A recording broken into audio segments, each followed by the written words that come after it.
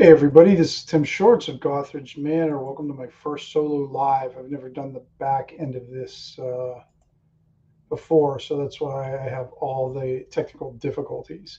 I'm still trying to figure it out. So thank you for joining. For those who have joined or who are going to join, I'm still trying to figure out some of the stuff. So just give me a second here. Um, Probably should have figured this out ahead of time, but if I don't do it like this, I just never sit down and do it. So this is almost the only way I can do is fumble through things. So I see Mark. Mark, you got in. Oh, save the kid. Great. Thank you. Yeah, hopefully you find some use out of it. Um, it's actually that Save the Kid adventure was from a previous um, book that I put out from, it's called Starter Adventures. I put out years and years ago. And I thought wanted to update something along those lines for. Yeah, I know it took me a second, Mark. It took me a little bit to figure out the details. Um, but yeah, that was an adventure from a while ago. So yeah, so I thought I'd try this out. And what I guess the technicalities that I ran into is I'm running it through StreamYard. That's what Joe and I usually use, and he usually does the technical end of it. And and I guess I got to learn it myself if I'm going to use the damn thing. So, all right, let's get into. I'm going to share my, I guess, my screen here. I get do the little kind of head version in the corner, and I'll bring up my um, very simple. I use MS Publisher to kind of lay out all my adventures in. That's what works best for me. Although I need to learn how to use some of the better, the more advanced ones and everything. So, all right, let's look at. Well, I'll tell you what, my whole screen is twitching. Let me try something here. All right, seems like it stopped on that.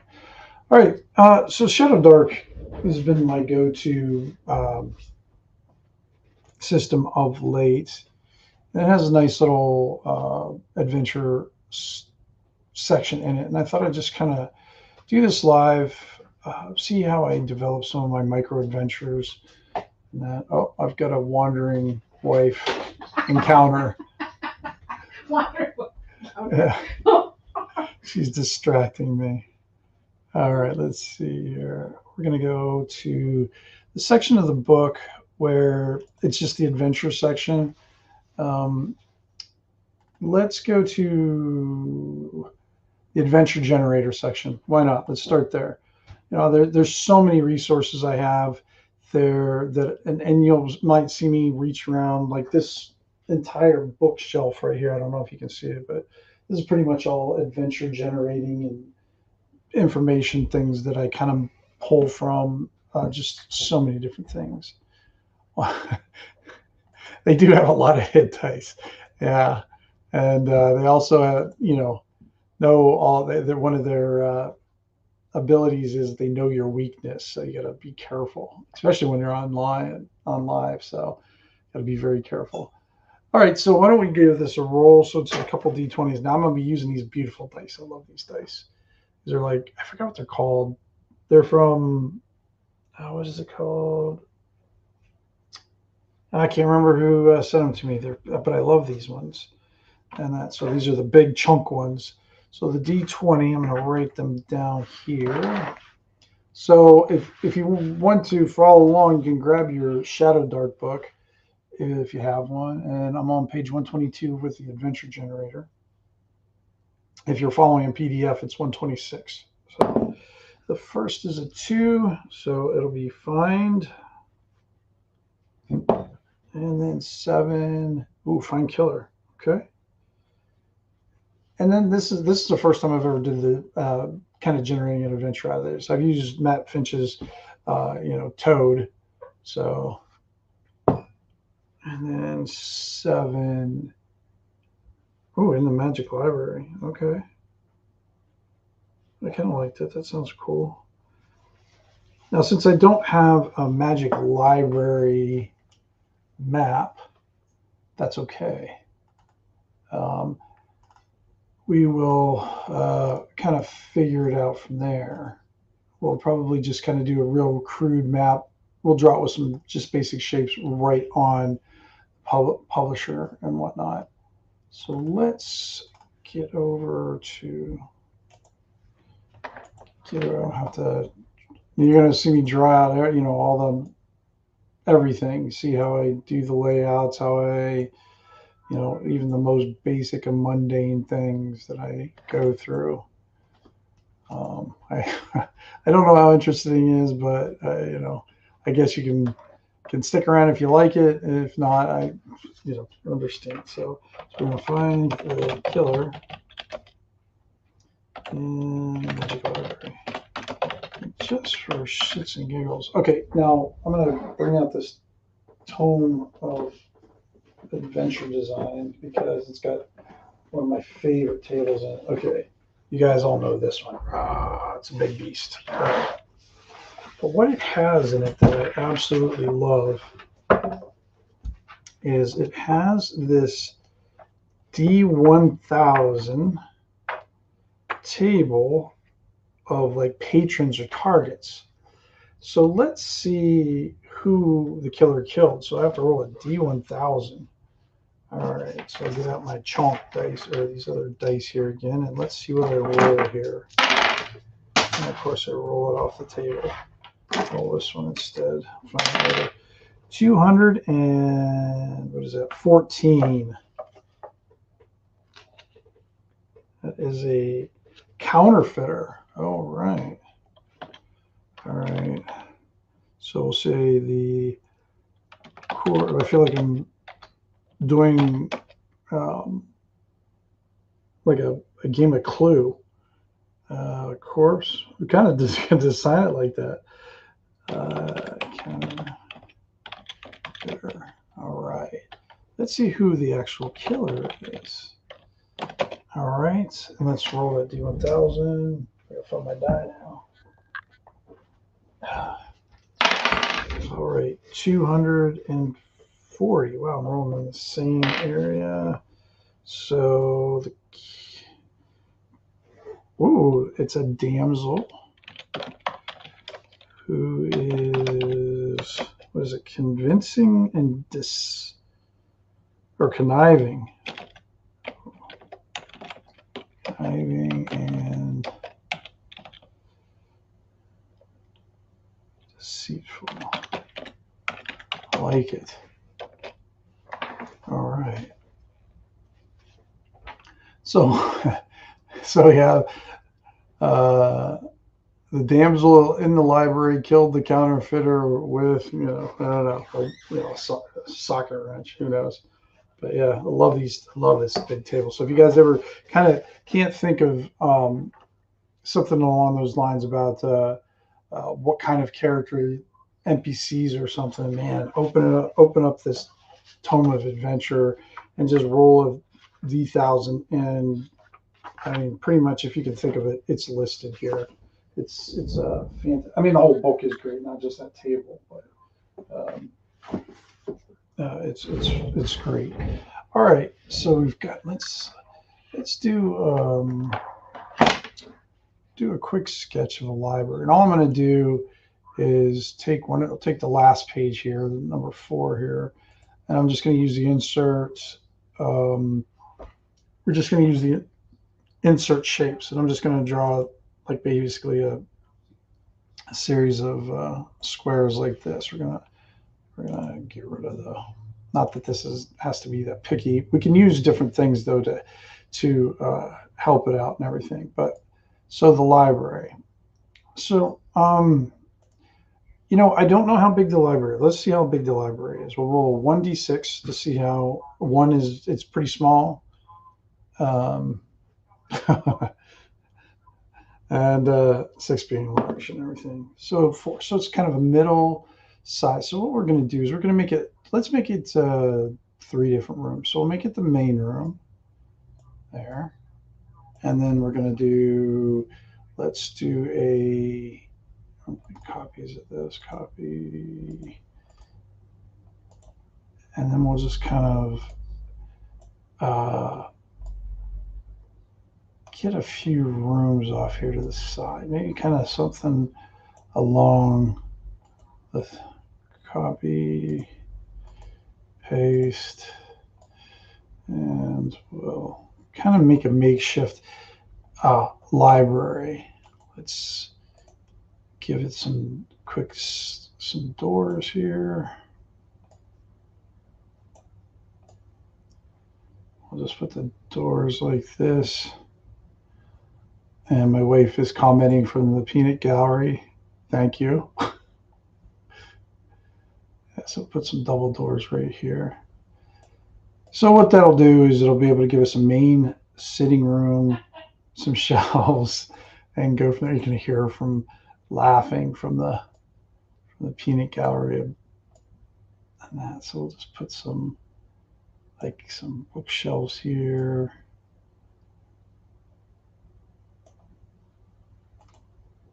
Copy, because you know, even though we have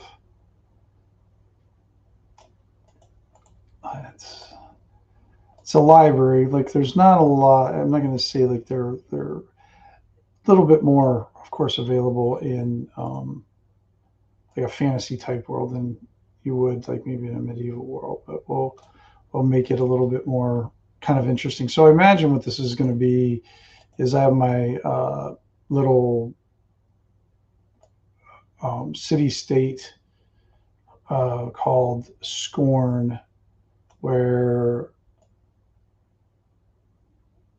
so we'll just do a quick thing like that. Whoops, clicked on the wrong page. Here we go.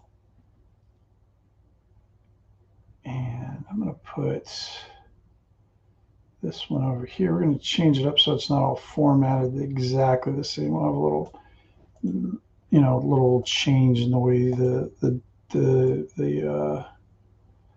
size and the shapes of the shells, and we're going to rotate this one a little bit so we can have it sideways there. Guess we got to shrink it up a little bit.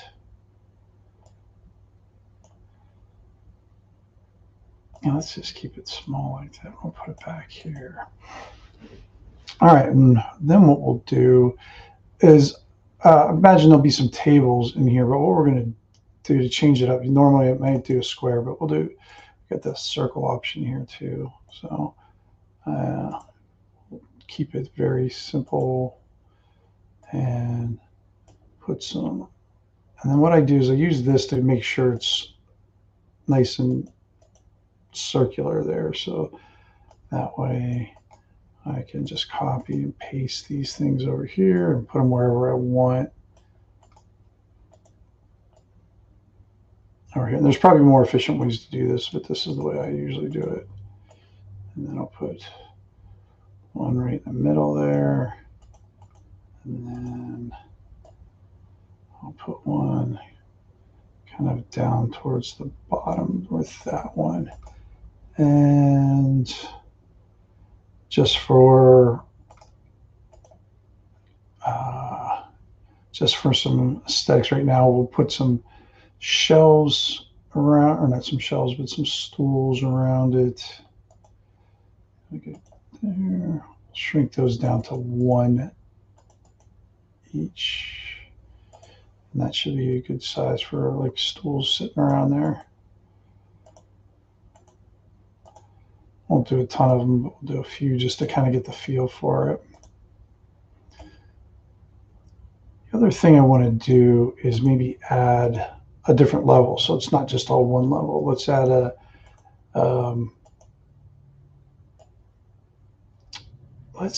a basement too. Just finish putting a few more.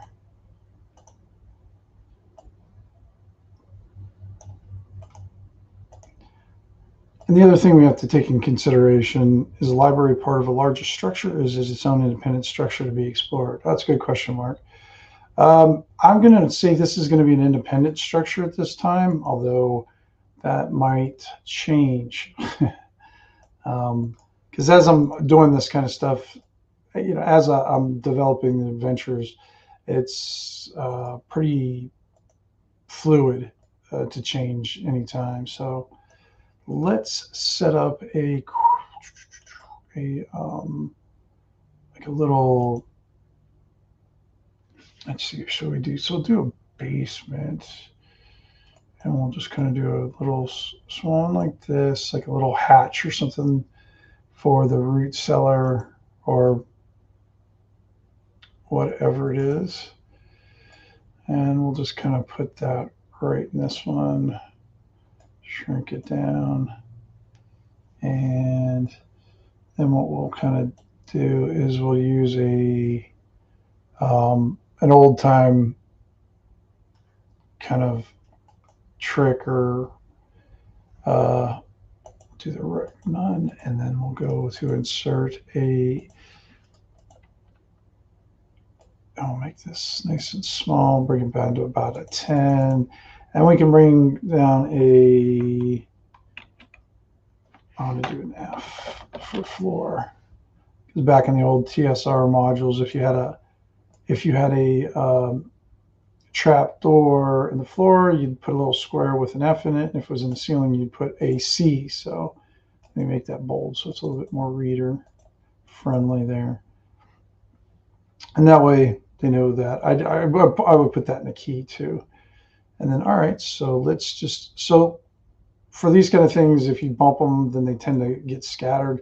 So I highlight all of them, and then I go over to the drawing tool, and then I group them together. So now all those pieces are just one thing, which works out better for me. All right, now let's just do a real quick sketch of the cellar, and I'm going to just make this one kind of like a two-room thing, although I tend to always want to make the cellars a little bit more of a labyrinth, and you always want to. My favorite sewers of all time, there's the sewers of City State, and I mean they run under the entire city, and they're just so much fun and always a blast to explore. Just kind of have like a there, and then let's add quick some doors, copy with that, paste. Oops, forgot that was the whole thing. I keep doing the same thing. I'll add the copy, paste, we'll shrink this down to be a door. Then later on, I can either change this up, or I can just use it as it is, because sometimes just using these very simple maps are the best. So what I'll do is, since I made that door, I'll add it up to these ones up here too. Just kind of add them here so they know where the entrances and doorways are. All right.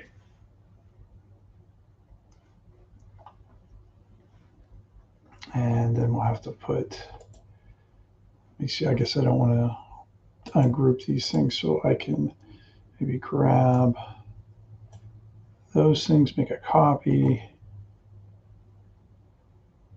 and then I can put it down here.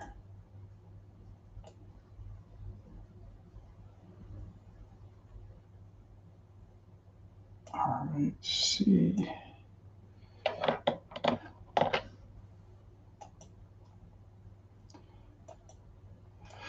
Yeah.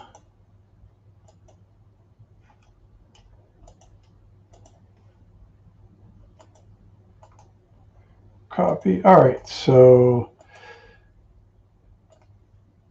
get that set up. So now, yeah, so now we kind of got the basic setup on there. I might add some windows or different things like that. But so, I mean, basically that's our layout. Since this is, I do like micro adventures and micro locations, I think this one will turn more, maybe it'll be a combo of the two, but since we've got a killer in our midst, we'll have to have some sort of thing going on. Okay, so I don't know what's going to be in the basement yet. We'll figure that out as we go. We'll just say that's where they found the body, somewhere down there. All right, so I think one of the first thing we need to do is let's build this adventure from backwards to forwards. I think that's the best way to do sort of like a bit of a mystery. I didn't know I was going to do a mystery, so here we go. All right, so why did the damsel, who is conniving and deceitful, decide to kill the counterfeiter? Which is kind of interesting. So what I'm going to do is, first thing we need to do, let's give this damsel a name. Now I'm going to go to a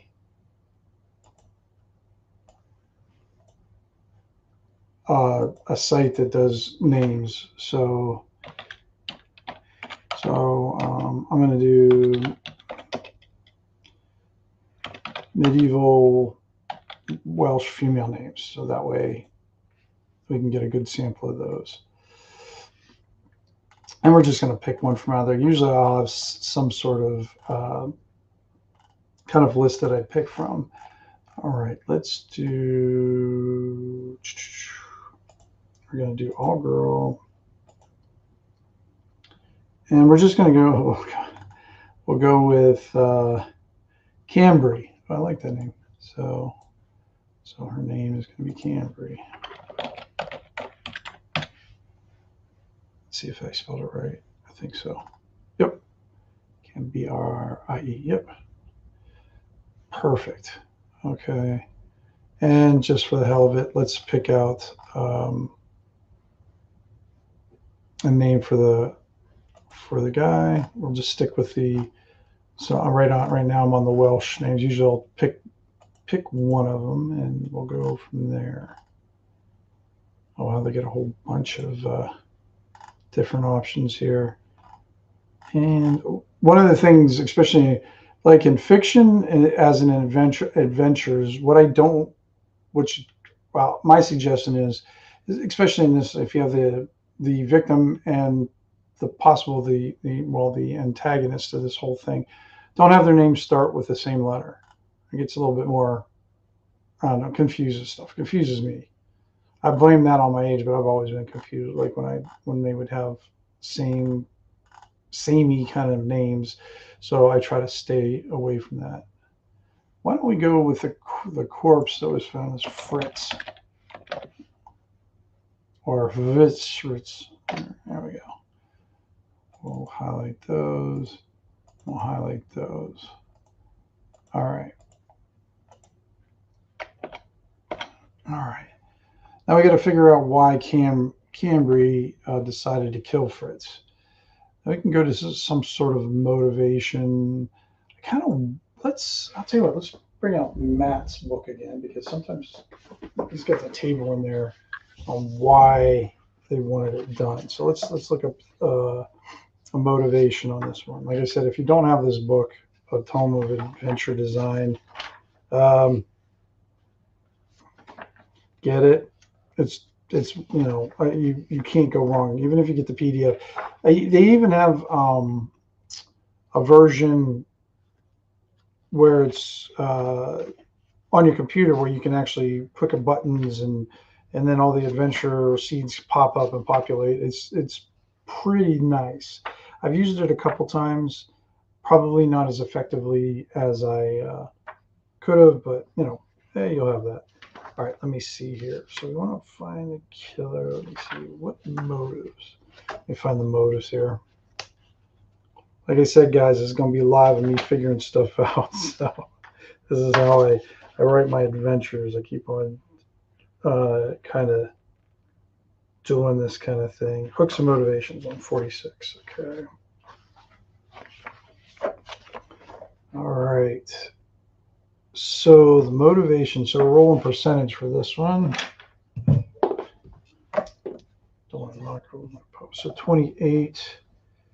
So gain status over, and 32. Former compatriot. Okay. I kind of make that actually gain status Patriot. All right. Maybe that was her competence. Okay, cool. All right. Now we need a hook. Let's write up a quick hook, guys. Let's see. I am looking up at this.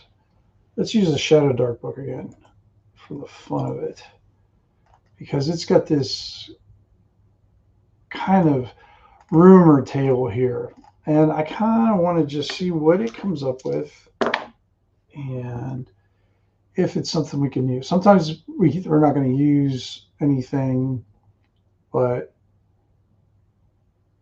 okay, so the rumor is a Gorgon stalks the ruins of Underhill Halls. Okay, let's take that. What are we going to do? We just randomly rolled that up. What the hell are we going to do with something like that?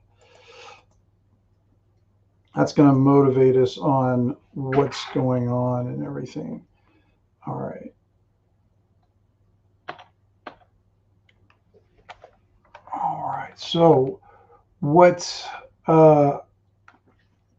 here's what I'm thinking about the counterfeiter.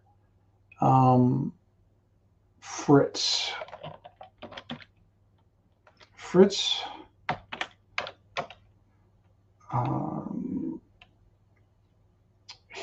Let's see, what does he do? Fritz, I know this is part of the thinking process, and I told you guys I'd mumble a lot, and that's what I'm going to do. So instead of like counterfeiting money or anything like that, why don't we have Fritz be a counterfeiter of rumors? So what he would do is, the best way to lie is to always have some sort of truth with it. And if the rumors have some sort of truth in it, then the adventurers, or so to speak, are going to believe it more. And let's see here. So the way he finds out these different rumors is he goes through this library, this magic library. And this magic library has... So what the magic library does... So now this is we're spinning it all. The magic library is able to capture moments in the local area. And what I mean by these scrolls will fill in with details of these moments. Oops. And then this is, like I said, just a real rough draft. So the scrolls will fill in the details of these moments, and that's interesting. So what Fritz goes in there, and then he finds out, he reads about stuff, and that's how he gets part of his information.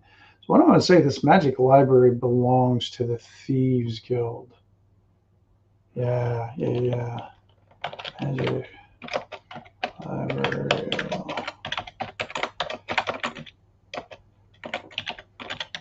All right. So that belongs to the Thieves Guild. So my magic library, it captures it. So we really don't. So we can have, this might be like a storage place of all the different local, and their librarians actually like read and categorize things. Yeah. I'll put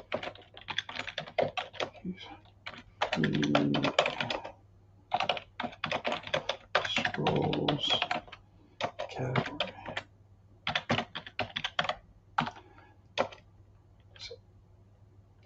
Fritz, read the scrolls to provide false information. Now, why does he provide that false information? I don't know yet. We'll figure that one out. Probably because he sells the same, because I mean, we'll see. Okay. Fritz reads scrolls to provide false information. All right, let me see here, guys. All right, so let's start with just a simple, we'll start here, kind of get our, and we want to try to keep it as simple as possible. I don't, the background doesn't have to be necessarily as complicated as this, and it's turned into be a little bit more complicated than I expected. But this is how I do it. This is how I randomly kind of roll things, and then I kind of think things out. And it's usually what I'll do is I'll write bigger, of what's happening, then and then I'll pare it down, try to edit it down to a little bit more streamlined type of adventure. So let's see. I'm going to say he's a tavern owner.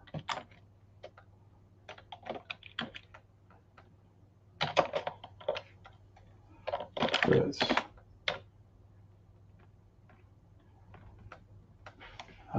Let's put light. Let's owner. I think ShadowDark actually has a random table full of tavern names. So why don't we play with that? So there's a tavern generator on page 136 in the book. And we'll roll a few d20s here. So the tavern one is the silver rat. It's actually pretty good. The silver rat tavern. And okay, the well-liked owner of the silver rat tavern. Let me get rid of this. Oh, I mean to do that. Not the whole thing. I like the name. You like that name? I do too. Oh, you deleted the whole thing. I know, I got it back.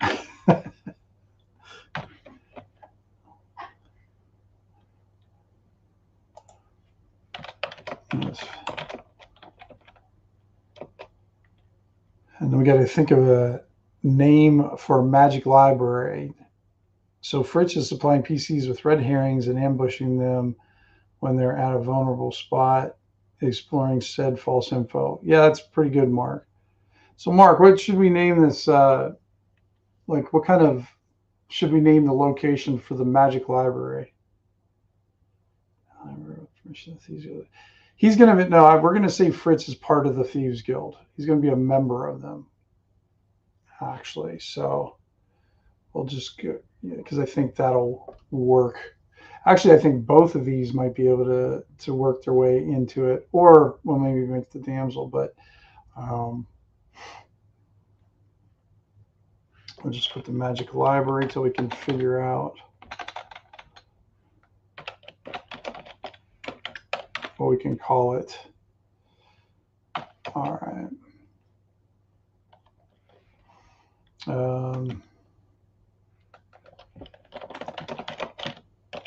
Sacred ground for the Silent Knives. Silent Knives is names of my Thieves Guild that I have there.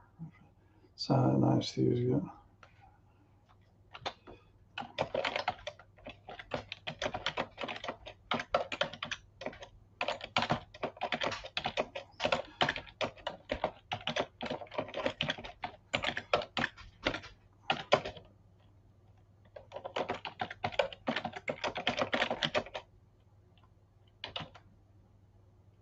Violation of this is expulsion from the guild.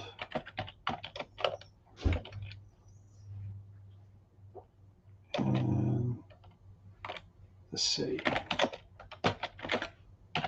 All right. Let's see here.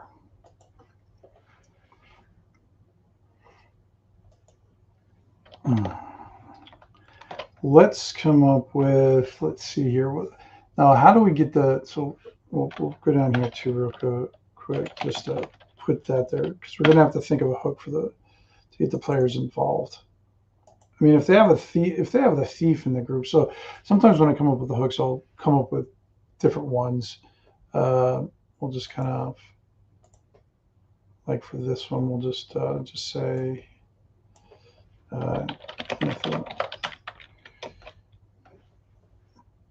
repository of forgotten lore. Okay, and I like it. I like it. I like it. Thank you, Mark. Story of the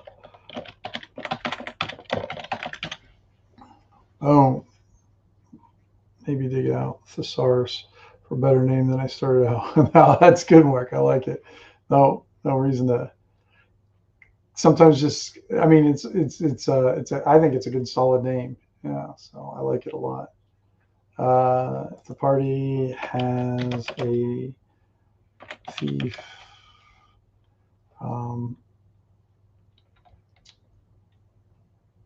they be contacted by the local prince.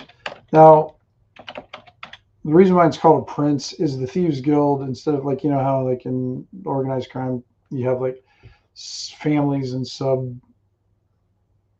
what do you want to call it? Sub folks that are underneath them. A prince is considered like a owner or not owner, a captain runs an area of the city or whatever. And so what? I'll say a lieutenant though, if I can spell it. Oh, missed it by one. Local lieutenant.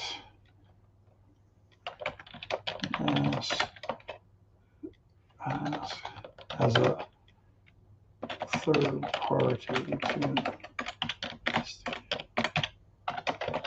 doesn't want any of his locals roles. Do it in case they are in on the killing. Okay, and that makes sense. So that would give them a reason to bring in, especially if they're, because most of the thieves, unless they're independent, and then you could motivate them by becoming a member of the Silent Knives and showing them different type of things. But I'm not going to go into too much detail, like I said, because this is a micro adventure, and so we'll write big, but then we'll kind of neat it down a little bit. Now, let's say the party doesn't have a thief. We can just say that. I'll tell you what. Let's get a name for the lieutenant. You got a name for a lieutenant? What? You got a name for the lieutenant? You know what? You're on delay. Yeah, I know. Oh, you do know. Yeah. So give me a name. Lieutenant Bug. All right. Think harder. No, really? Yeah, a little bit something different.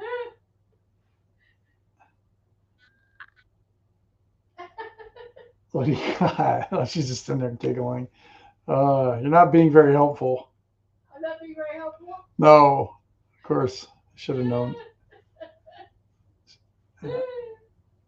Let me bring up. I love the delay. I hear you say it and then I hear you say it again. Yeah. That's why I gotta shut off my YouTube feed because it has a delay.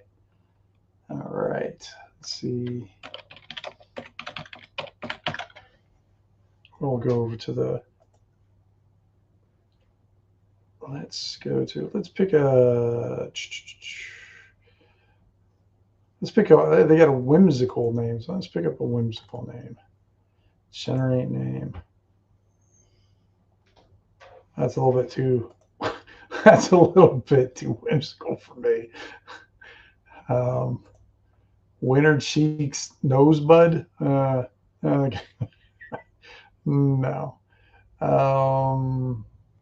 Let's go for a good. Usually I'll pick Hungarian too, but sometimes I have. Oh, well, let's make it. Yeah, let's make it Anita. We don't have any. Okay. So Anita. All right. Cool. All right. So we've got Anita. Let's go back to our.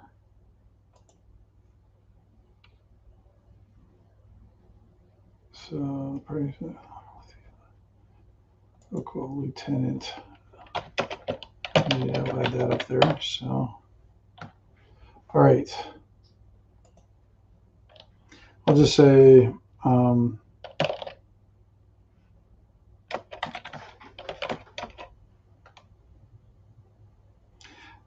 so we're going to make Anita a little bit kind of, we'll make her kind of like a black smudged and soot and arms scarred from flame, approaches the party wherever, and asks for assistance solving the killing of her friend. Okay, cool.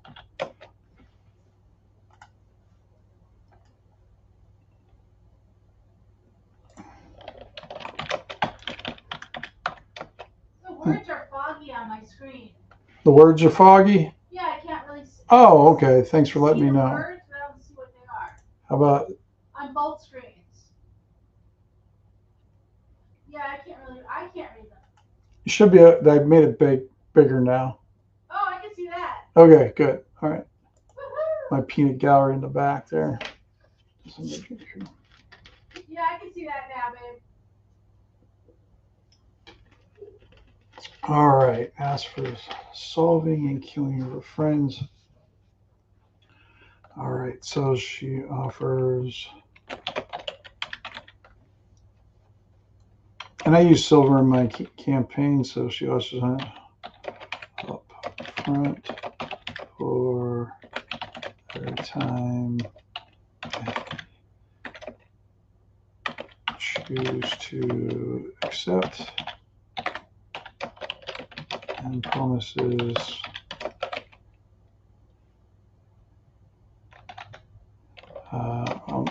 promises more of a reward if we find killer. Okay, here we go. And that's pretty much. I think that's all we need. If we think of something else, we can do that. All right. Well, this is so we want to put this is current situation. Now we'll do the background. So we'll say this is where we kind of explain what did happen and why.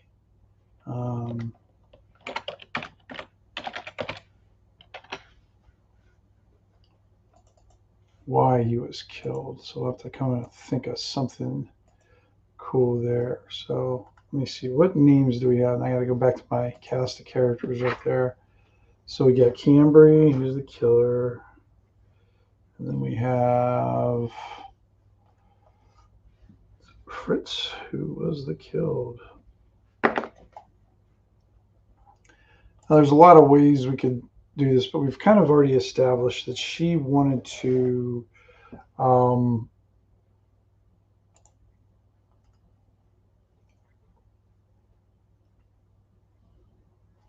gain stature.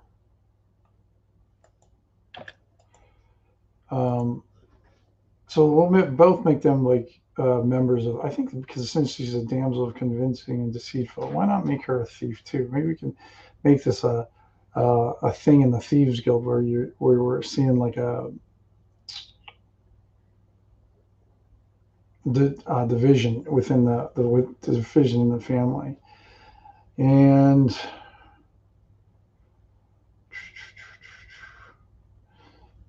I'm almost inclined to make them like brother and sister.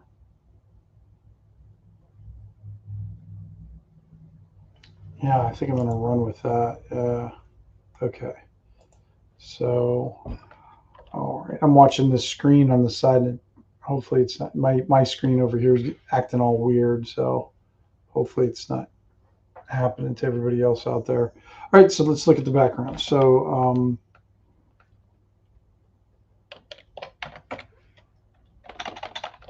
let's see, Cambry. Oops. Helps if I'm writing it in the right spot.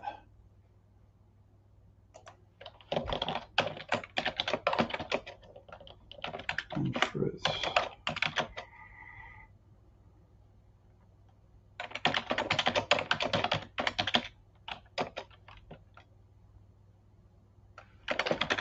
And they grew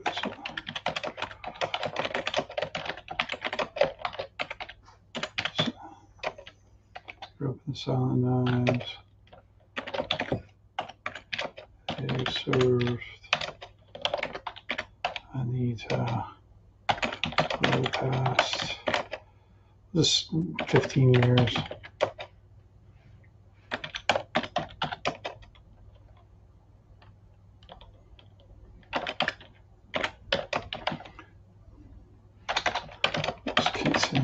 With his position as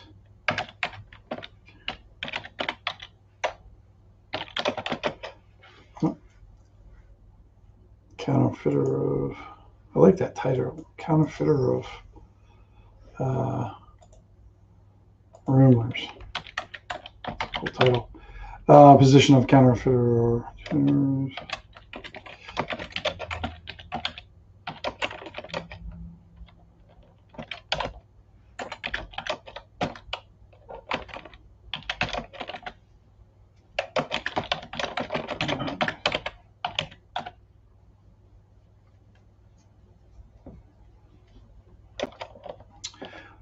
Let's see, so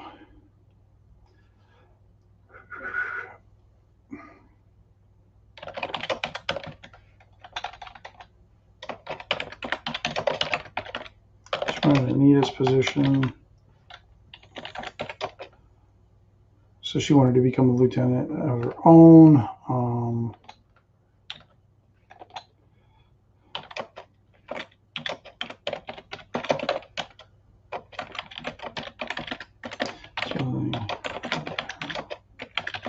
Brother owning his business with his business.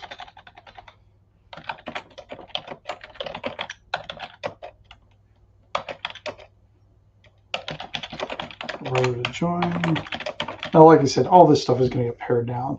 It's not going to go in as is, but that'll give us kind of like the background to start kind of writing the different things. She asked her brother to join her, sister.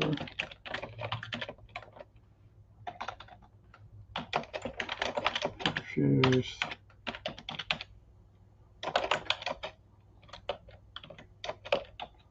And confused and angry.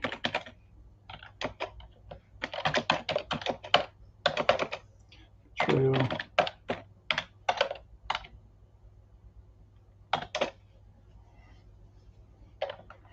Let's see here. And we're just going to say Cambry couldn't have him. I know. Okay, so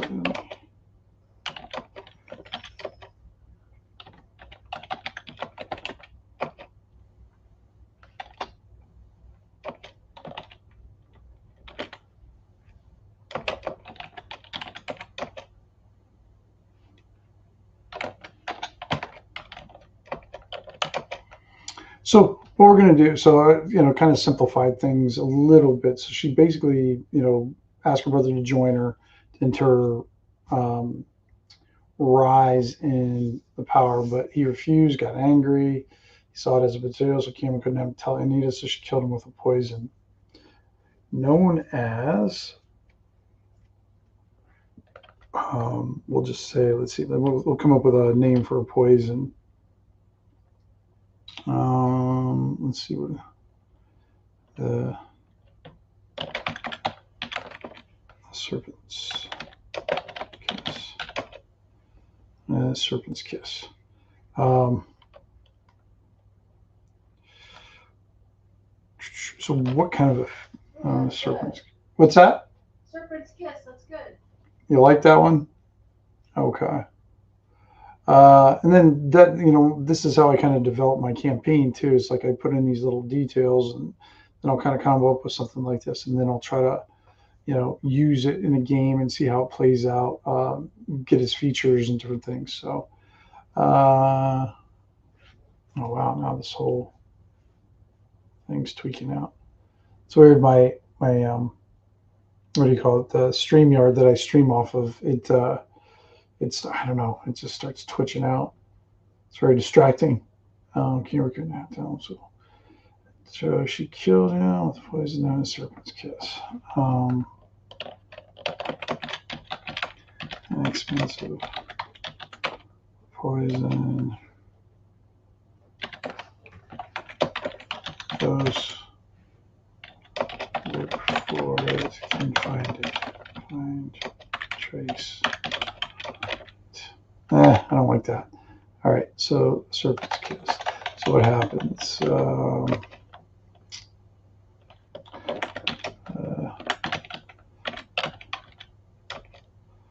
Sun is a blue green coloration of the skin.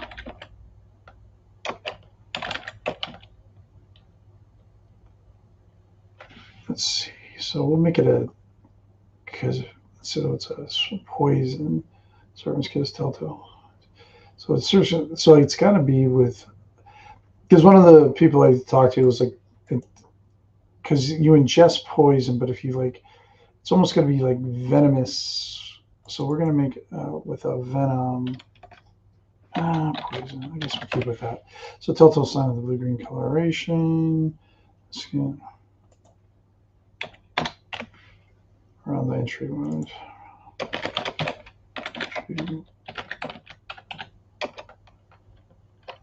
All right. All right, so we'll go from there. So, so what we'll probably do, because this is a going to be a mystery one. See how long we're into this now. We're coming up on an hour. So maybe what I'll do is I'll make this first part 1 hour, and I don't know. We'll see how it goes. Looks like we got some more people coming in, so maybe I'll keep going. So the telltale sign of blue code.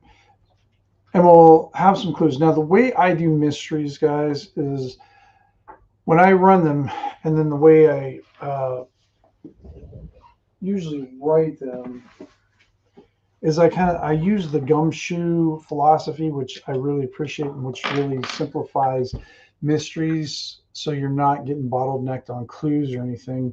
And it's not a matter of if you find the clues. It's what you do with the clues. So the party will go in there and they're going to see maybe the blue and green coloration. They'll have to do their obvious due diligence and kind of doing their investigation and everything like that. But it's not just going to be if a roll, and if they miss the roll, then they don't get the clue. It's not going to be like that. So they'll find the clues, but it's what they do with the clues that makes it interesting. And all the mystery ones that I've run, it really seems to work well. Because I remember back in the day when, I can't remember the adventure, the old TSR adventure. It was like the Assassin's Knot, I think it was called L1 or something like that. Or was that Bone Hill? You know which one I'm talking about if you're old grognard out there. But if you missed something in there, then it just, everything sort of stopped. So you couldn't go on just because they failed a roll, and it just, I don't know, it just didn't work that way. And I know a lot of people struggle with that, but when I started years and years ago, probably about 8 to 10 years ago, when I started using the Gumshoe is more of the Exoterrorist. Oh, that system, so much fun. Um, that I really embraced that philosophy, and mysteries became a little bit easier uh, to run. I mean, it became a lot of fun to run, and I've gotten really good feedback from my players. So hopefully, so that's what I'm going to rate this. So what I think we'll do next is we'll throw out some possible clues that they might find. All right. Now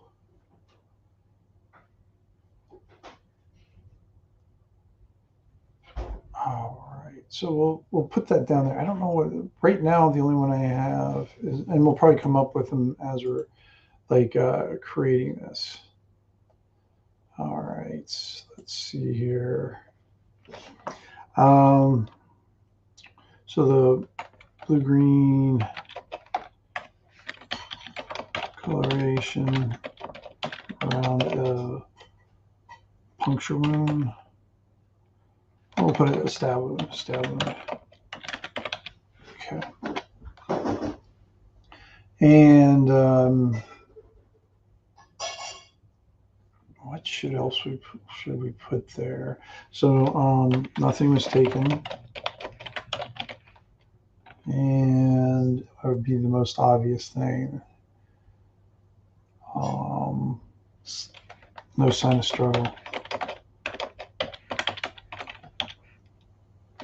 So we'll start off with those three. See, and go from there.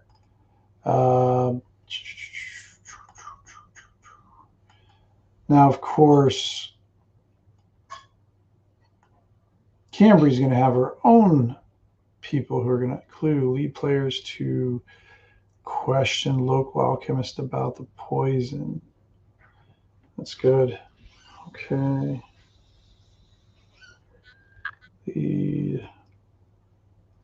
What was that again? Local alchemist. I'll write this down here. Mark, yeah.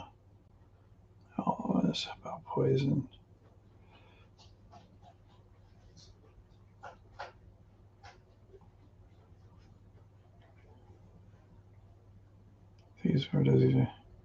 Yeah, no, I like that, Mark. That's pretty good. Yep. Yeah, we'll have to work that in there somehow. And all right, so she's gonna have it. So right now, let's think of a couple. We'll have to come up with some goons and whatnot. And instead of like reinventing some of the wheel, so to speak, let's just go up here. And how many little goons do you think we should have in this? Get rid of that.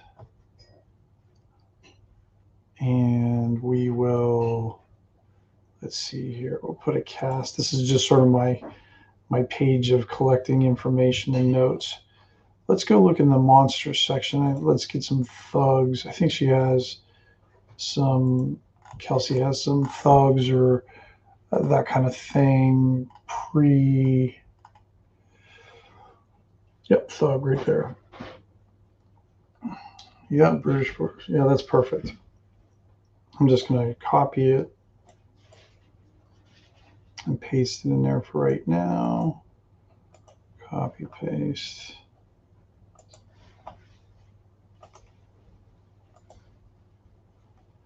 So put thug here.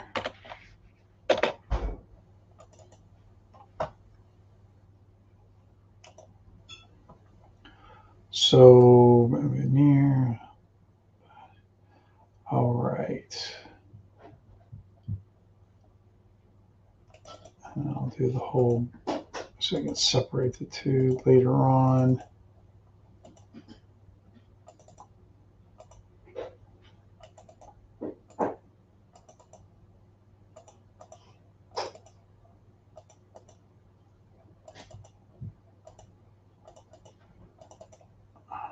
layout stuff, huh? Fun.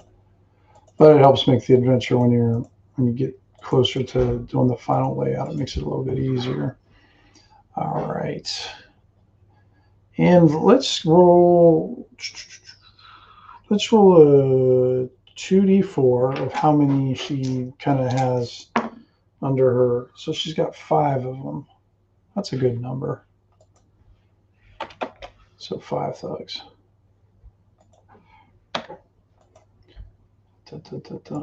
There we go. And let's see. Let's have one more kind of somebody who's kind of immediately under her that kind of oversees things a little bit. And what should we take that from? Let's take maybe like someone who would probably kind of protect her. Maybe a mage? What do you think? Ooh, no, maybe not a mage. That's level 6, so that's a little bit too high. A little bit too high. Although that's fun to make your characters poop themselves a little bit. Oh, they got Archmage, Mage. Oh, so they put them in here by titles. I didn't know that. Oh, that's cool. That's interesting. Wonder if they have...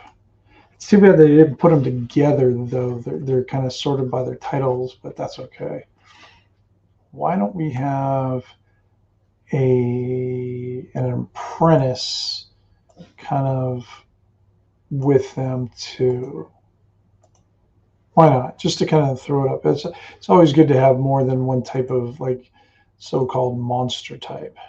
So let's throw that in there and put in an apprentice. We would want to kind of keep this low level and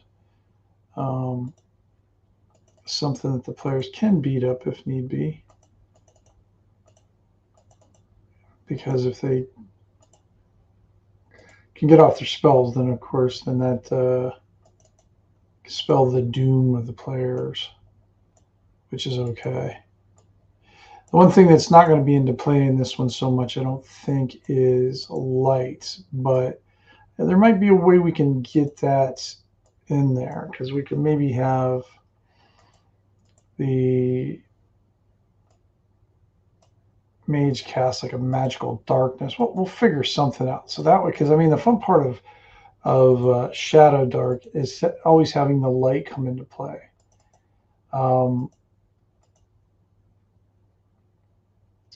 And to always keep them on their toes with that stuff. I do like that. It's got magic bolt, but what we'll do, let me see, just light. I'm going to look this up real quick, guys. I can't remember ShadowDark, how they do reverse spells if they have a darkness or if it's just blindness. I don't know how they do that. There's magic,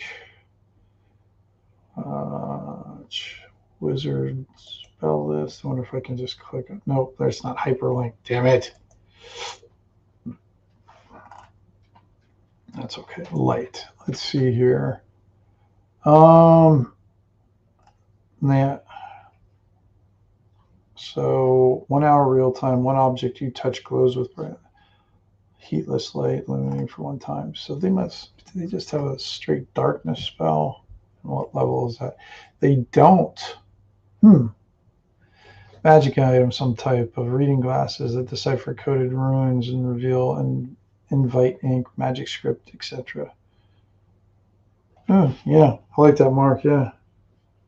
Magic item. Here, let's put that on our one notes page here, Mark. I'll add that in there underneath there. So just magic item. Used to have, it's funny, years ago, that's what we had. We had reading glasses of like, what was it, comprehend languages or something like that.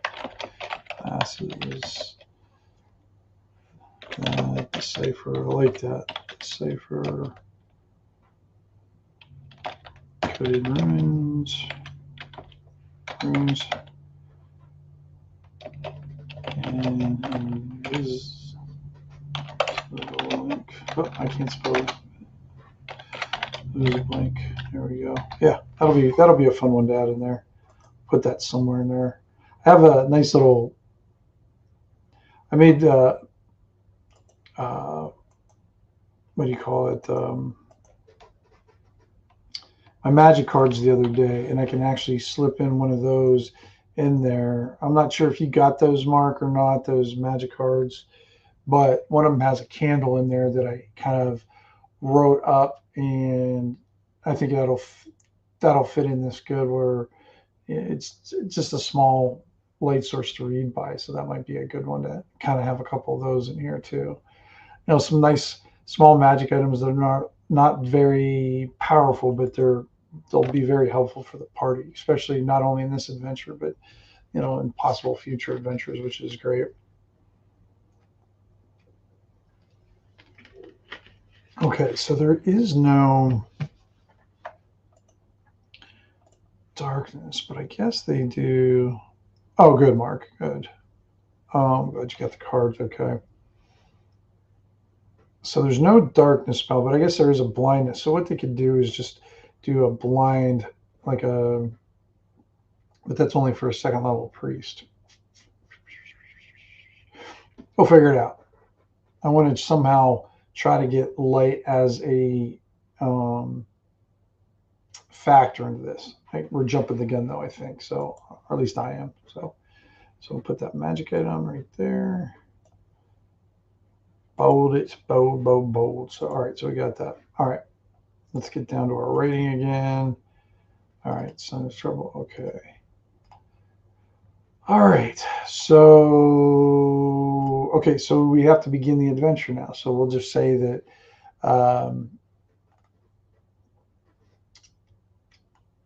Anita,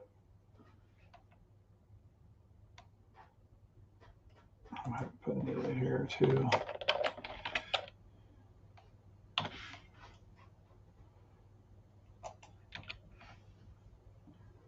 So background, got that. All right, so let's just go down here and let's start writing the adventure. So let's have them get ambushed at the. Okay, starting.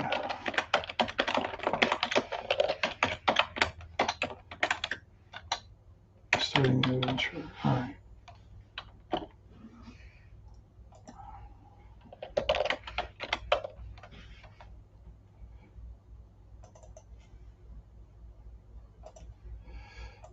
Yeah. Tells the party where to go. Tells the party to go to the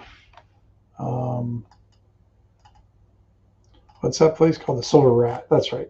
So the Silver Rat Inn, Silver Rat Tavern. Speak to the bartender.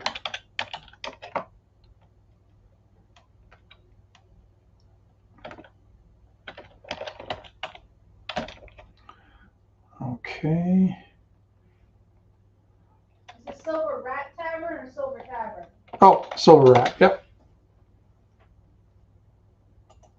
If you keep that, you're gonna have to get them on here, but gonna have to come on here and help me out. And we're introducing a lot of NPCs. What? Oh, you just heard. Okay. Let's see here. Bartender. Yeah, tells Silver Rat to speak to the bartender. I'm just gonna make the bartender and name him Rutherford. Sounds cool, doesn't it? Sounds like a butler more than a bartender, but I like it. Okay.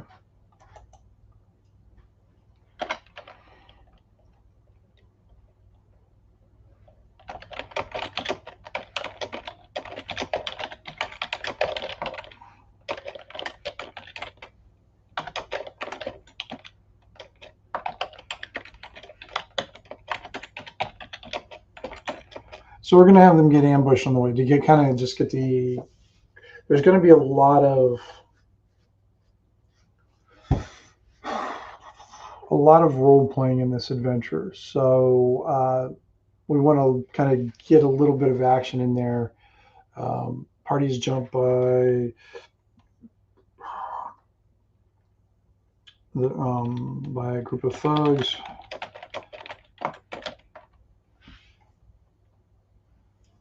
And let's, what we'll do, oops, group of thugs. All right. Parties in group, and what I'll usually do for this kind of thing is, depending on the party itself, if there's, I usually throw at them whatever the party number is, +1 or 2, depending on it, the kind of thing. So if there's 4 people in the party, I throw 5 at them. If there's, two party members, but they're maybe they're like, just big freaking tanks. These guys are beasts. Like Joe the other day, he rolled up a guy. And he's got like 3 18s right now, and he's just like a freaking tank rolling around. So I would probably throw, 2 at them. For like, if there's like 2 tanks rolling around, I might throw 4 at them. So it just depends. And if I knew that I just got a couple sort of fragile guys, I might throw 2. I'm not much in for balance so much, but I don't. If you want to kill your party, what you want to do is give them hope that they can get through the adventure. Just a little bit of hope. Just tell them, you do have a chance to get through this. And then as they get into the adventure, and then they realize, they've passed the point of no return, and you see the hope dwindling from their eyes. And there's nothing more satisfying to a GM than that. All right. So we'll just say, and I'll just put number party +1.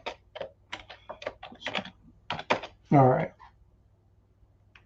But what we want to do though is because in ShadowDark they also have that option of, what's it say? Hope, lies, all lies. Okay. Not sure what that means. All right, number party 1. All right, so they jump by thugs. All right, so but like ShadowDark, let's now we add some options, because if they killed, of course, nothing major happens. But if the party captures, not pastures, captures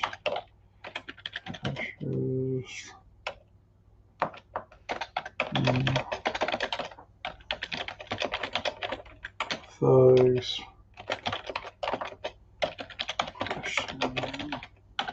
All right. So what we'll do for this is we're going to put it on the players though, on how to question them. So let's see how we can do this. So we'll make this almost like a little sub game, which I like. So they can get this. It's not going to be necessary, but it could be helpful.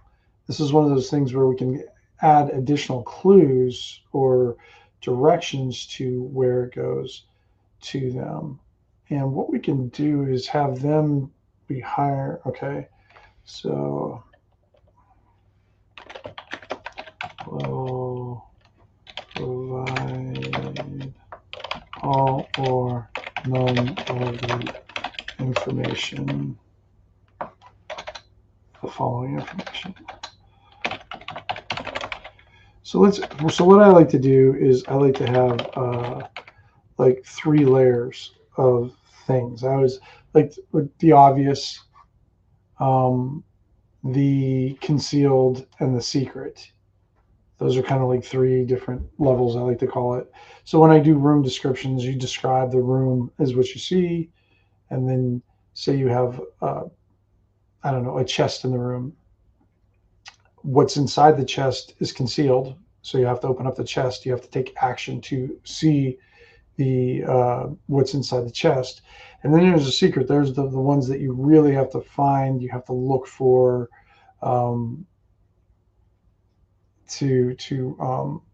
know, to be able to gain that knowledge, to gain that item, to do that. So in this case, I think 3 levels of information would be this. Now, the way ShadowDark does it, of course, is they do challenge levels, and they do the easy at 9, normal at 12, hard at 15, and impossible at 18, which I think is nice. It's a good, simple one. Way to do. And what we're going to do then is we'll just got to jump up over to our next page. Or actually, what I'll do, I'm going to shrink all this stuff so I can fit more. Keep on making it till it's like a 8 font so I can fit everything on one page. There we go. Let's just make it a 9 font. That'll give me a lot more room. There we go. I don't know why. I always think the littler font. Uh-oh. Excuse me. Looks nicer. All right. And let's go in. Thank you. We'll use a different one for here. The thugs are all killed. Do they have some type of tattoo linking to the Thieves Guild, or does one of them carry a written note showing the party has been targeted specifically? Yeah, so Mark, what I plan on doing is these would be independent guys, I think. I think these are going to be guys that the mage hired. Because what we're going to initially kind of make it look like is the mage is sort of the killer, maybe. And then, because she's going to have like a little bit of a layer of cushion between what happened with this part of it. For now, it's not going to be very difficult to I'll use these guys then to get past, because we don't make it too, move those in. I don't have any of those little arrow bullets. All right. So following information, party, what, I forget how they do it. PC 12. Should we make it strength or intelligence? So I guess that way you can have, you know, the smart ones kind of redo or the strong ones to do it, so that way they can use whatever intimidation tactic they choose to use then.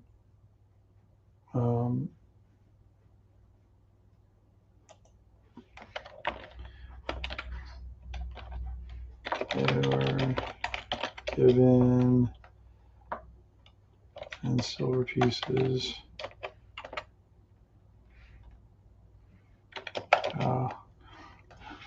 All right.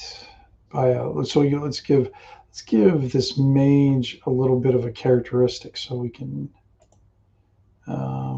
give some sort of description of him.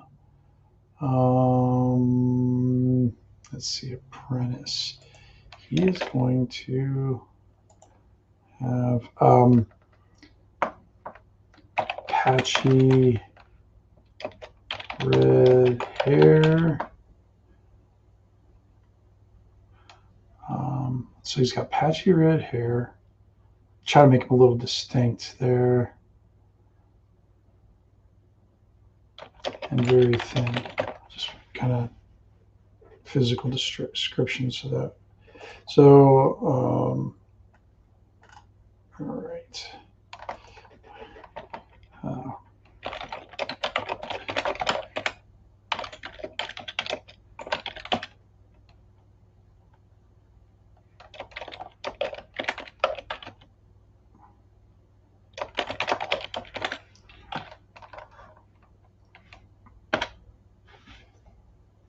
All right. Now what we can do here is add different levels of success, but I don't think we can see how well they do. All right.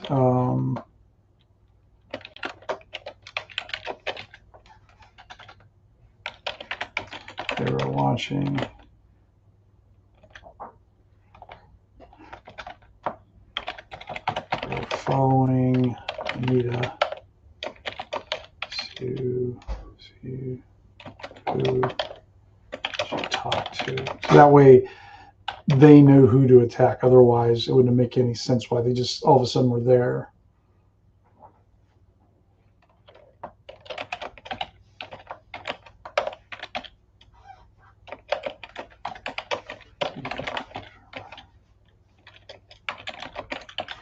Okay, all right.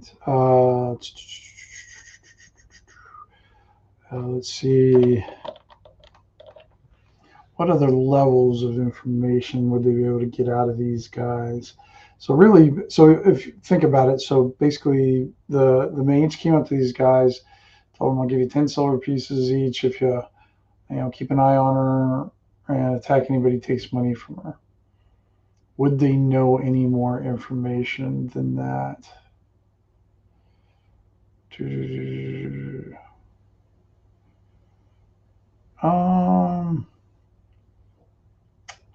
Maybe not. Maybe that's all. He was at the. Let's do another random. Let's do another random.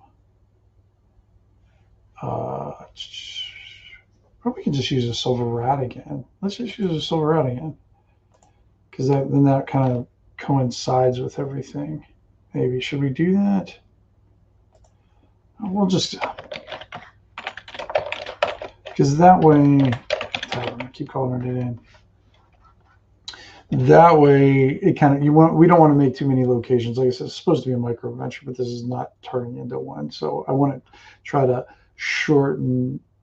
Saw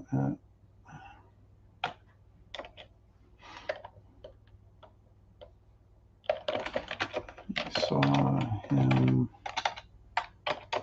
come out of the back room. Okay, so that way they know. What we got? The bandit starts to talk. Maybe he is shot with a poison serpent dart from somewhere in the darkness. So you've got other members. So if we have an archer up there, we could do something like that. That would be kind of fun. We're getting questioned and oh. All right, let's do something like that. All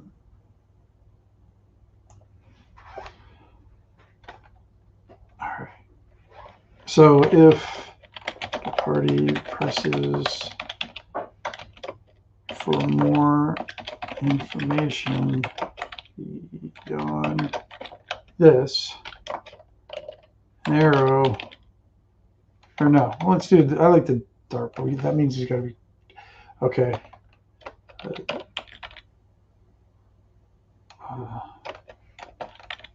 It's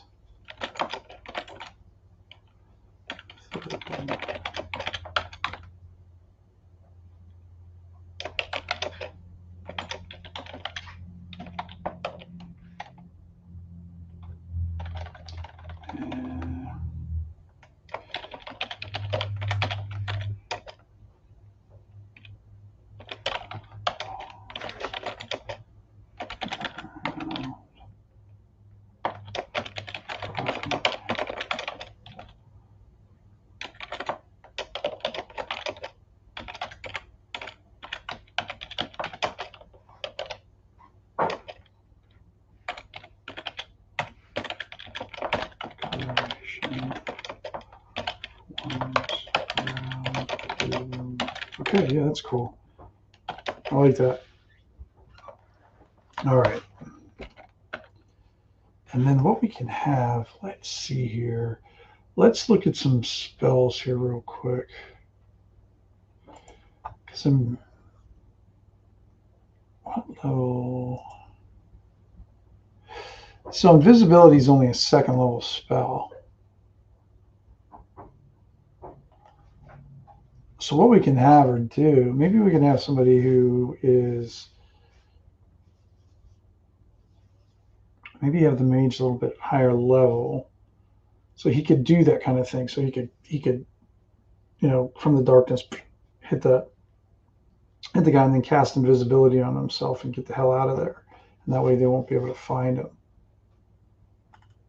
Okay, I guess we got to give this mage a name because we keep on just calling him the mage or the apprentice. Let's see what we can do with him. All right, let's see here. Oh, I gotta find my page. Where'd it go? There it is. Got too many screens up. All right. I'm gonna go to name generator again, and let's get a name for this mage. Let's go with a Croatian name this time. Angel. I like that. Hanel. Let's do Hanel. Like that. That's good. So now I got to go up here with the mage. Where are you at, mage? I'm still on the wrong page. Here we go. Hanel. Hanal. No. All right.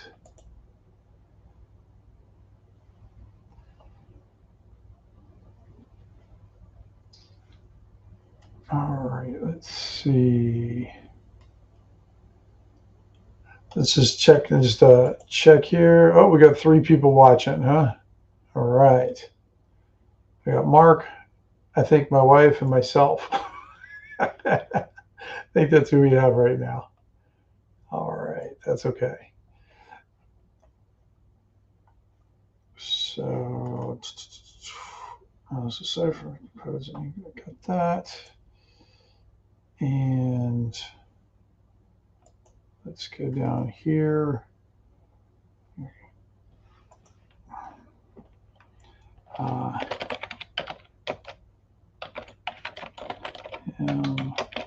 From the shadows uses invisibility spell to vanish and escape into the crowd to the busy streets. Okay. All right. So we have that. Now we have to go to like the silver rat. So basically, the silver rat tavern. Might just have to make up a. Nope, not a silver ran. Silver. Where's my cursor? There it is. Yeah, guys, I have to. My keyboard. It's weird. I've been using this keyboard for so long that all the letters are rubbed off on it. Not all of them, but a lot of them are. So sometimes I mistype because I don't know which keys are which. Sometimes I forget. So I have to get like one of those little white paint markers and paint them back on there because I basically used it so much. They're gone. Like on the bottom row of my keyboard, there's only 3 letters total. And on the middle row, there's 1, 2, 3, 4, 5 of them that are there. Top row looks pretty good. Only the E's looking a little worn out. But the top rows and the numbers are fine, but the bottom 2 rows are looking. It looks like I got invisible ink on them. All right. So let's make this over Rat Tavern. Let's see. Let me see. I think Kelsey's got more details about the taverns in here. So let's look up that tavern table again. It's fun so I try to use these. It's funny, years ago, for the longest time, I was never big into random tables at all. I don't know why. I thought it wasn't a creative thing. I thought it kind of maybe stunted it, or maybe, I don't know, just didn't,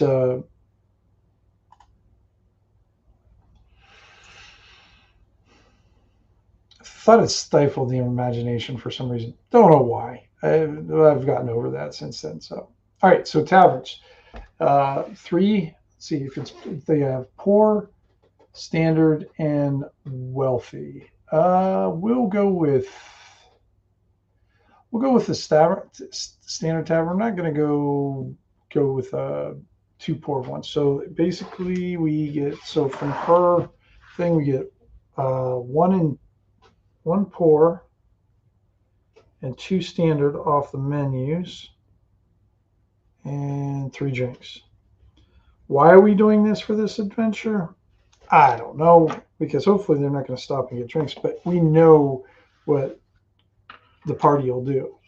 They'll sit there, have a drink, probably try to hustle or do something. Who knows? You just know that whatever is going to happen is not what what was meant to do for the adventure. So,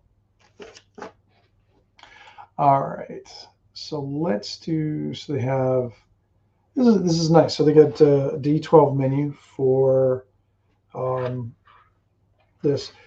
It's for the menu. So the one poor thing is going to be boiled cabbage.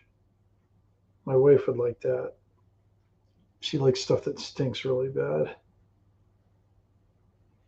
Boiled cabbage. And then we'll do 2 off the standard. Do you like boiled cabbage? And spit roasted boar.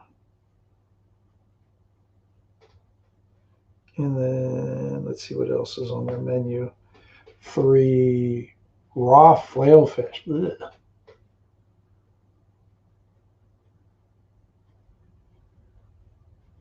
Raw flail fish. Okay. And then 3 different drinks. We'll roll a couple off here, not 3. Let's do 2.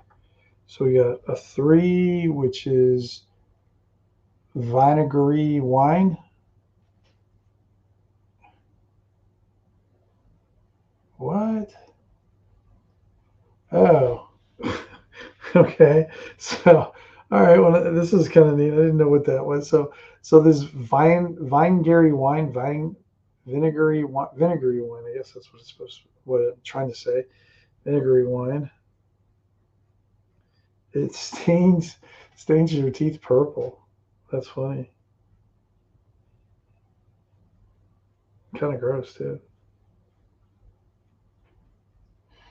And then the other one. Oh gosh,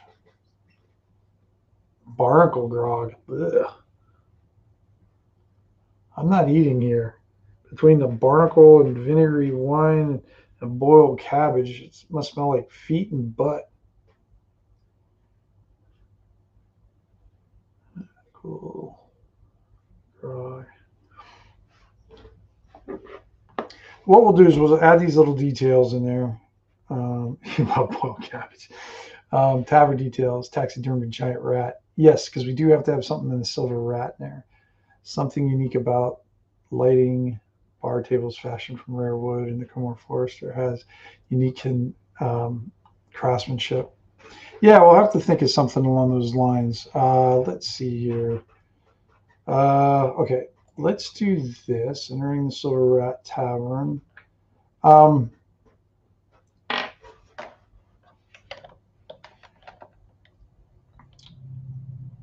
Let's see.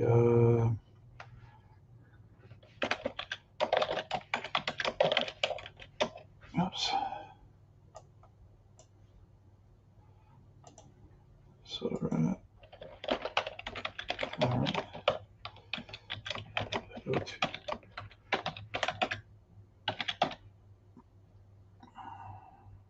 It's a 2-story structure. I want to go in 2, like I said, I got a 2-story structure.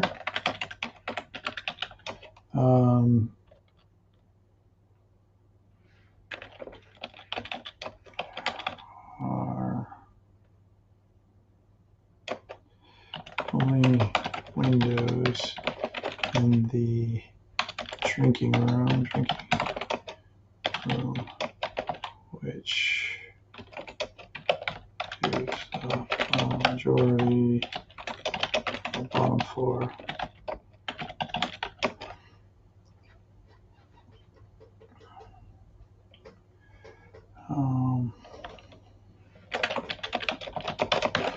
short bar.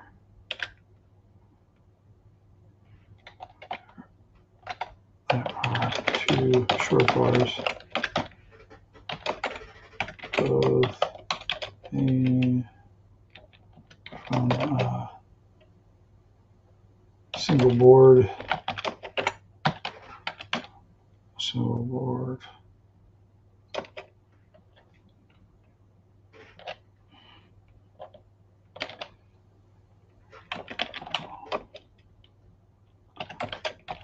Massive map of trees, Komor Forest.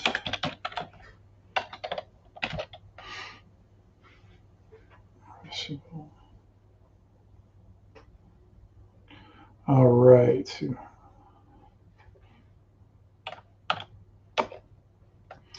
Like I say, guys, we'll add more details into this stuff, or like kind of cut it down. But the nice thing is like when I do these things, sometimes I can, when I write this adventure, well, I might mention the silver rat. I can kind of parlay that into a possible micro location at that time and get into a real nice detail. So like, say I write this adventure, then I might want to try to write the silver rat adventures in its own micro location, but have the two tie in, which is fun.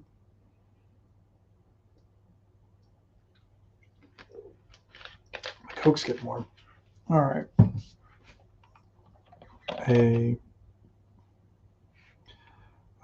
Let's see.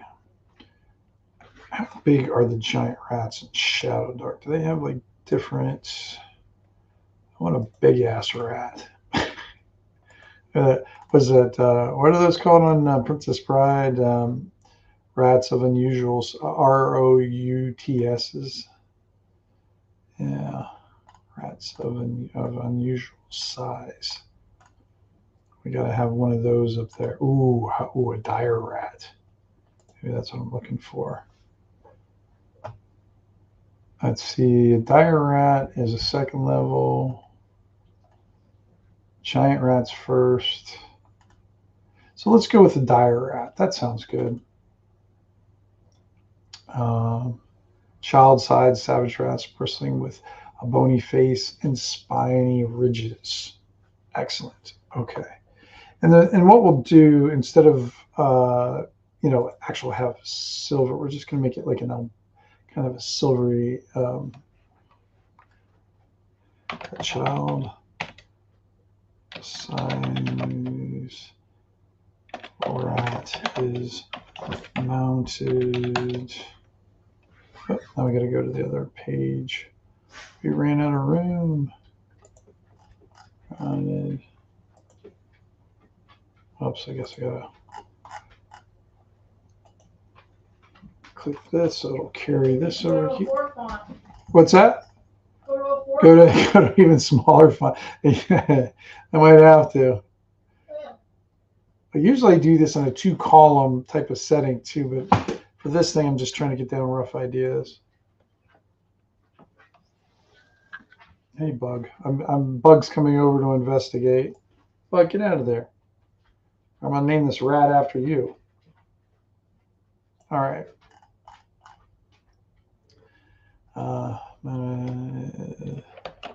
Above the massive.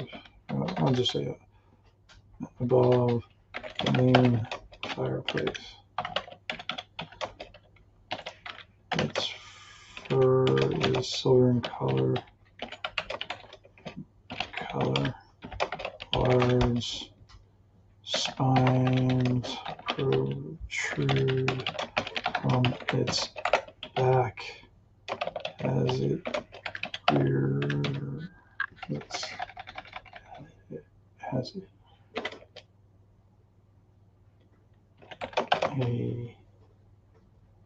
rearing. I don't know if that will fix that position.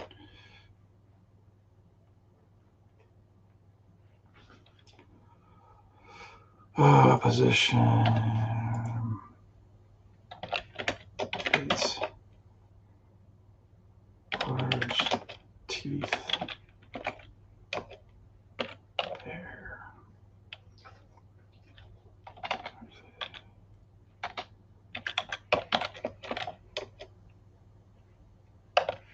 Okay. I don't know, I'll reword that stuff. But we got a little bit of the extra wood and everything in there. From the Komor Forest, we got a little bit of that. So we get the silver spine. Okay. Let's see here. There are 11. We've got 11 tables down here. Tables. Our 11 tables.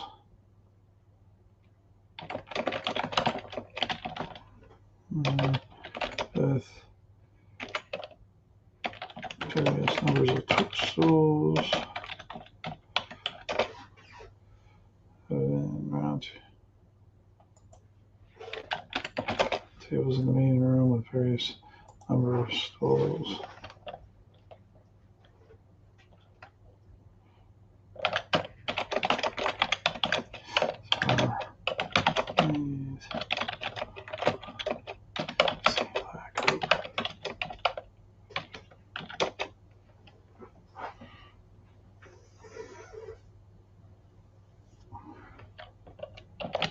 All the tables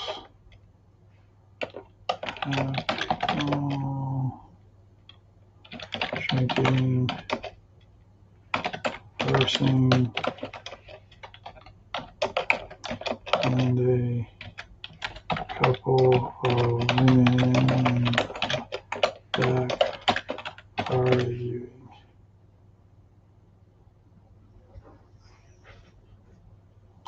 Back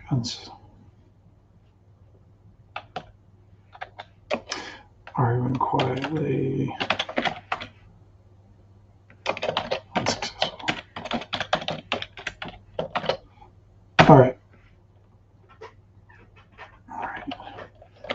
Find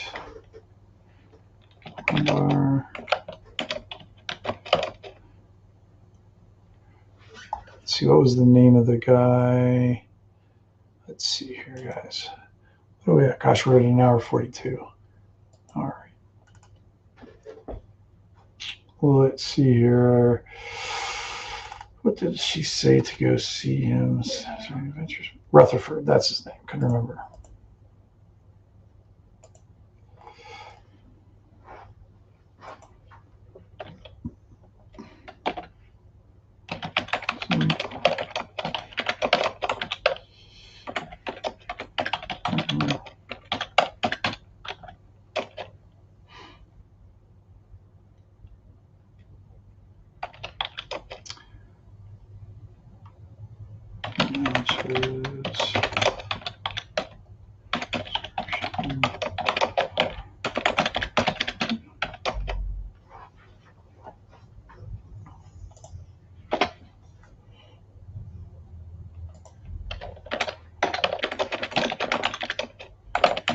There's a goblin running back and forth to a back room.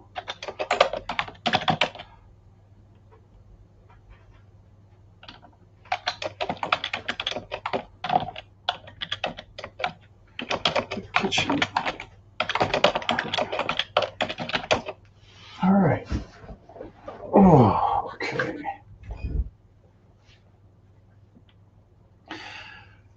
Now this is where we can decide whether we go into more detail about different things, but what we'll do at this point, probably gonna go for maybe another 15 minutes, and then we'll go from, kind of take a break from there, and then we'll pick this up maybe a different time.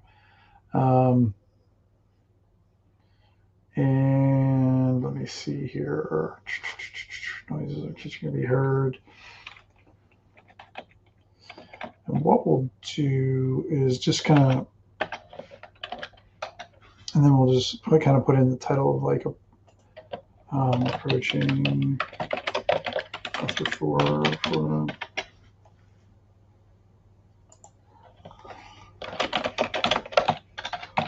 party approaches.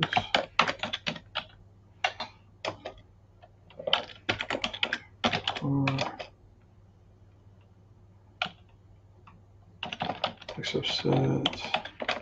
Asks smiles.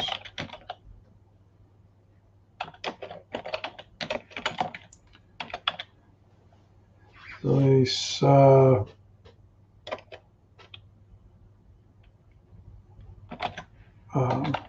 Cheerful. Place.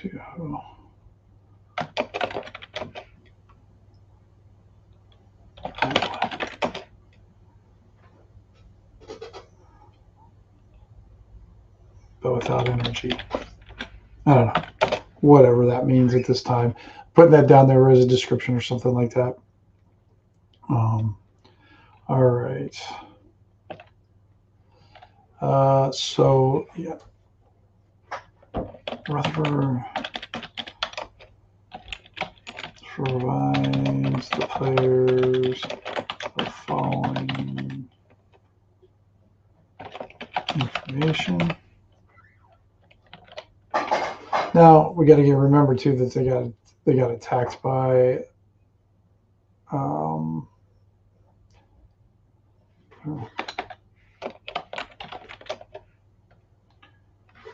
what was the mage's name again? Hannel.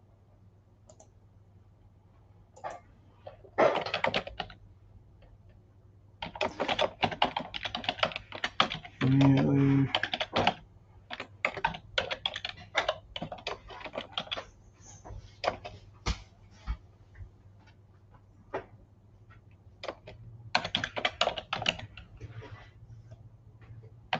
Now we have to remember this is also a Thieves Guild tavern, so they're not going to give up a lot of information here, especially to strangers. So let's put on like a little descriptor here.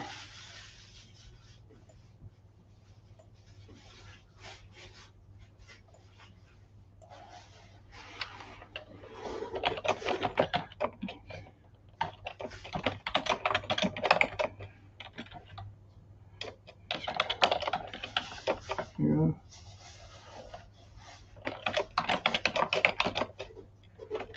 Comes and goes.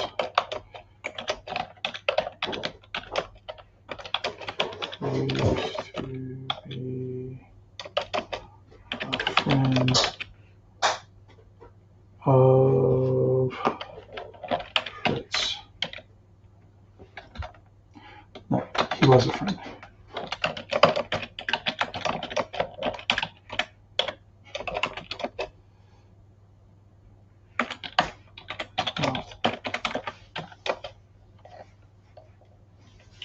All right, so I'm going to put down two, this is a lie. Two never got along.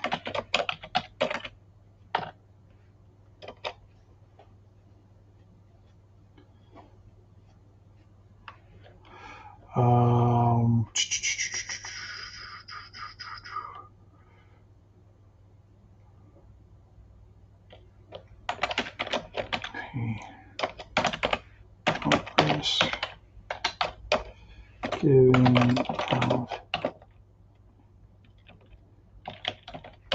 information. So nice. Like I said, I might have to change that up, but that's okay.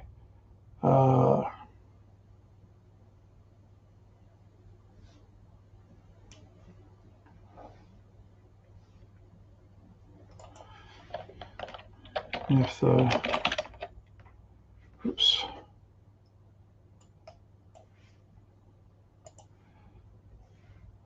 Didn't mean to do that. If the party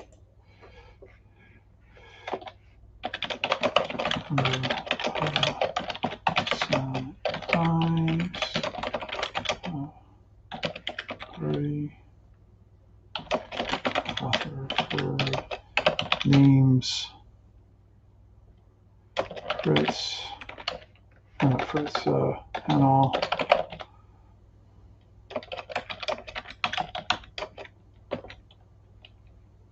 till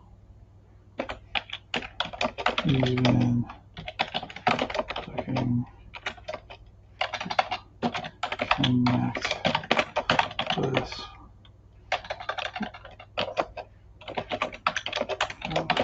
Build parasite. Okay. All right. You know what, guys? I think this is where I'm going to end it for today. It's 6 o'clock now. I think we got some pretty good stuff here. This is definitely going to be a lot more complicated than I initially thought, but usually with the adventures, it's sort of a location or, a simple one. Mysteries definitely take a lot more energy and definitely take a lot more finesse, to say the least. But I got Mark. Thank you for all your help today, bud. I really appreciate it. And I have to make sure I give you full credit for helping me out today. I'm going to put your name in here. When I do finish the adventure, I'll definitely make sure you get your credit for everything and whatnot. So, but yeah, so I think I'm going to end it here. Mark, I think you've been over.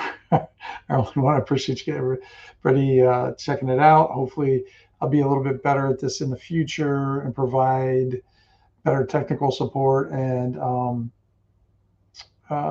maybe a little bit better prepared. Did the best we could. I mean, we had a lot of details, but I kind of, for some of these adventure design ones, I mean, it's the small details I think that really matter in developing these things, so you guys can kind of see how I work through problems and work through just issues that I come up with in an adventure. Especially starting off with this one was just this was a doozy to start out with, but that's what I like. So, all right, guys, thanks very much, and thanks for everyone who's watching. Those who are not watching this live, I appreciate it. So, take care, everybody. Roll better than me, and we'll talk soon.